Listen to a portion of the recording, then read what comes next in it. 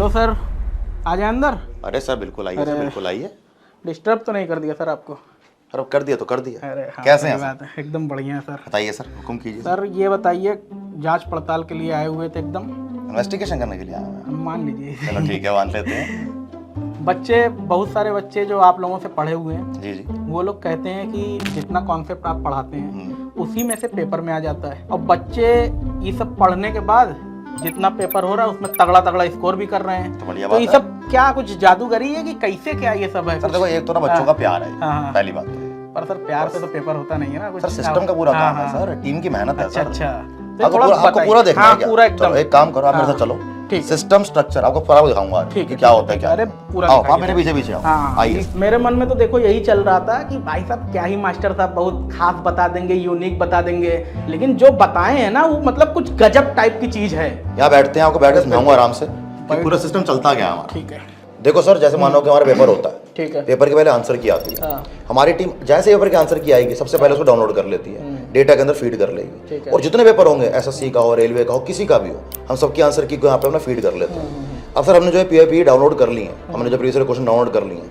अब मानो मुझे कुछ पढ़ाना है, ठीक है। तो मैं टीम के साथ जाके बैठूंगा, मैं, हमारी पूरी कंटेंट की टीम साथ बैठेगी। प्रीवियस ईयर पेपर को अच्छे से एक एक क्वेश्चन को एनालाइज किया जाएगा कि किस टॉपिक से क्वेश्चन आ रहे हैं, डिफिकल्टी का लेवल क्या है, कि एग्जैक्टली पैटर्न क्या है उसका, कि हमें क्या पैटर्न के अंदर क्वेश्चन पढ़ाने हैं, क्या डिफिकल्टी लेवल को टच करना है। उसके बाद मैं उस टॉपिक के यूट्यूब पे जाके क्वेश्चन कराऊंगा। जैसे मानो कि मुझे इंडियन पॉलिटी से फंडामेंटल राइट कराना, ठीक है। तो फंडामेंटल राइट रैंडम जाके नहीं पढ़ाऊंगा मैं, पहले टीम के साथ बैठा जाएगा, पूरी मीटिंग करी जाएगी, उसके एक एक क्वेश्चन को जो एग्जाम में आ रहा है पैटर्न को समझा जाएगा, किस लेवल का क्वेश्चन आ रहा है या क्या क्या आर्टिकल वो पूछ रहा है, उसके अकॉर्डिंग अच्छे से सब कुछ एनालाइज करने के बाद यूट्यूब पर जब वो क्लास जाएगी उसको तब पढ़ाया जाएगा। तो रैंडम कुछ भी नहीं होगा। सर जो ये टीम की आप बात कर रहे हैं, ये सब टीम कहाँ से खोज के लाते हैं? नासा से आती है क्या जो इतनी रिसर्च कर पाती है? सर हमारा एक बेसिक क्राइटेरिया होता है, बहुत सिंपल सा, ठीक है। कि मानो हमारे पे कोई आना चाहता है टेक्स्ट बुक में, या कोई एसएमई बनना चाहता है, सब्जेक्ट मैटर एक्सपर्ट बनना चाहता है, तो हम देखते हैं कि हम किस एग्जाम के लिए उसको लेके आ रहे हैं। तो हमारा बेसिक क्राइटेरिया है कि उसने गवर्नमेंट एग्जाम में 3-4 एग्जाम दिए हों और उसने उसका फर्स्ट लेवल कम से कम क्रैक किया। ठीक है। पूरा किया हो तो बहुत अच्छी बात है, लेकिन फर्स्ट लेवल कम से कम क्रैक किया,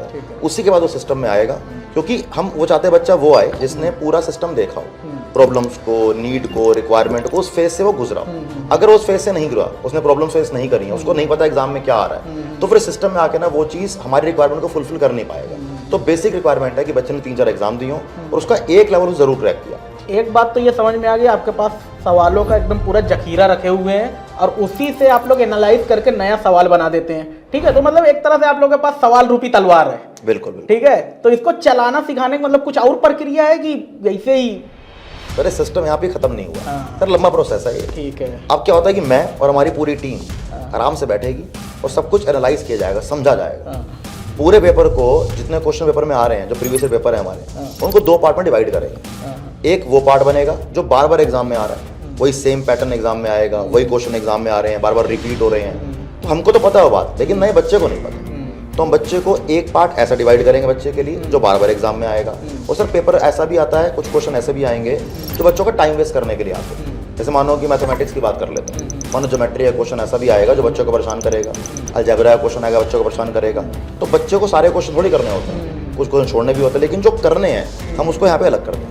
हाँ, मतलब मान लीजिए कोई लड़का जब पेपर देने जा रहा है तो उसको कुछ ऐसा लगा कि भाई साहब फर्स्ट गो में कौन कौन सा सवाल करना है, ये उसके दिमाग में आप फीड कर देंगे कि ऐसे कर लेना है, कि आपको कट ऑफ क्लियर करनी है ना, तो आपको ये तो हाँ, नहीं पता चलो पहले ही क्वेश्चन कोई कठिन सा 12 लाइन का क्वेश्चन और ईगो पे लेकर उसी पे लग गया, पता लगा 10 मिनट नहीं निकाल मैं दिए, करके जाऊंगा। बिल्कुल कर। तो ये चीज रहे भाई, सब सुन के ना मैं तो एकदम मतलब चौकन्ना हो गया था कि मुझे लगता था यार पढ़ाने में ही बहुत मेहनत लगती होगी, लेकिन पढ़ाने के साथ साथ भाई साहब क्वेश्चन है सिलेक्ट करने में इतना पूरा टीम लगाए पड़े हैं, तो कुछ प्रिसीजन जो निकलता है ना वो ऐसे ही नहीं निकलता, वो पूरा मेहनत दिख भी रही है। यहाँ पे आपको बात कुछ कहना चाहूंगा चंद शब्दों के अंदर। जैसे महाभारत में गांडीव धनुष सबसे पावरफुल वेपन था, बिल्कुल। तो मान लो कि हमारा गांडीव धनुष हमारा डेटा है, लेकिन जैसे बिना श्री कृष्ण के अर्जुन भी गांडीव नहीं चला पाया था, वैसे हर स्टूडेंट को एक कृष्ण की जरूरत है। ऐसे ही हर एक गुरु, हर एक टीचर बच्चे के लिए कृष्ण है और हमारे लिए हर बच्चा एक अर्जुन है। तो ऐसे ही श्री कृष्ण और दुनिया का हर गुरु अपने स्टूडेंट के लिए, अपने अर्जुन के लिए,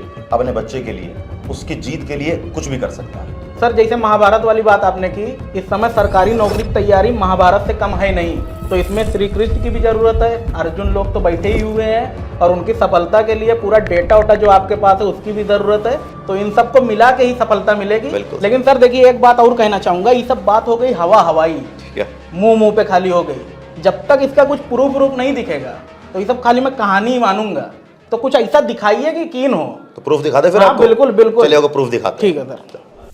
तो आइए सर, आप प्रूफ की बात कर रहे थे, ठीक है, अब हम प्रूफ दे देते हैं। सर ये हमारा मैथ का क्वेश्चन है, गोपिका इनका नाम है, ये हमारी मैम मैथ पढ़ाती हैं। ठीक है। जो इन्होंने क्वेश्चन कराया, जो पैटर्न कराया, देखो सर एग्जाम एनटीपीसी में वही आया है, ये क्वेश्चन एनटीपीसी अंडर ग्रेजुएट के अंदर आया सर, एग्जैक्ट आपका पैटर्न वही है। ठीक है। इसके बाद एक और ले लेते हैं, ये हमारे एक सर ने क्वेश्चन कराया मैथमेटिक्स का कि 8 सेंटीमीटर 12 सेंटीमीटर, वही सर ऑलमोस्ट पूरा कॉन्सेप्ट आपके सामने एग्जाम के अंदर आ गया। अगर आप देखोगे ना तो इसमें आपको दिखेगा कि सिर्फ यहाँ पर आपको डिजिटल अलग दिख रहे हैं, क्वेश्चन वही के वही। हाँ मतलब कॉन्सेप्ट आपका सेम है, लेकिन मास्टर साहब खाली मैथ की बात हो गई, थोड़ा और जीएस वर्क दिखाइए। देख लो फिर। हाँ चलो ये भी दिखा देते हैं।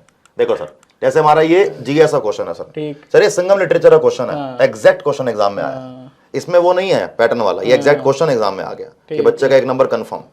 इसके बाद हमारा एक और क्वेश्चन है, ये भी जीएस का, ये भी सर जो कंप्यूटर का है, कंप्यूटर क्वेश्चन एनटीपीसी में आते हैं। फिर देखो ये भी सेम आ गया। इसके बाद करंट अफेयर, जो कोई कवर करा ही नहीं सकता सर, जो पढ़ाया है वही सर एग्जाम में आ गया। तो इससे प्रूफ होता है कि आ रहा है। आप लोगों के पास डेटा है बहुत सारा, आप लोग उस पर एनालिसिस करके बहुत सारा ऐसा कॉन्सेप्ट निकालते हैं जो मैक्सिमम, मतलब अगर हम 100% कहें तो वो गलत बात है, लेकिन मैक्सिमम जो है आप लोग, ये बहुत बड़ी बात है। इतना एनालिसिस करने के बाद अगर आप मैक्सिमम कॉन्सेप्ट को बच्चों को दिखा दे रहे हैं तो भाई और तैयारी में क्या चाहिए, यही चाहिए। बिल्कुल तो सही है सर, बढ़िया है, बहुत बढ़िया सर। ठीक है, थैंक यू सर। बहुत सारी चीजें क्लियर हो गई।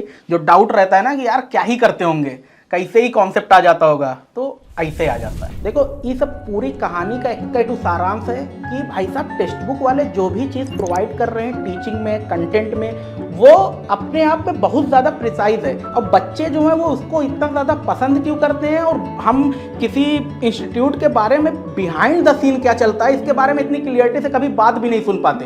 तो ये लोग बताए जो हैं वो आप लोग देख भी रहे हैं, तो मज़ा आ रहा है, मतलब लग रहा है कि हाँ कुछ ऑथेंटिक निकल के आया है सामने।